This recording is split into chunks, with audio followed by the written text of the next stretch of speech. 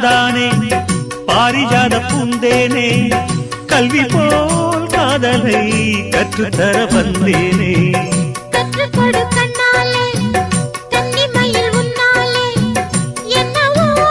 என்னவோ இன்பங்களை கண்டாலே பருவக் கனவு பிறக்கும் பொழுது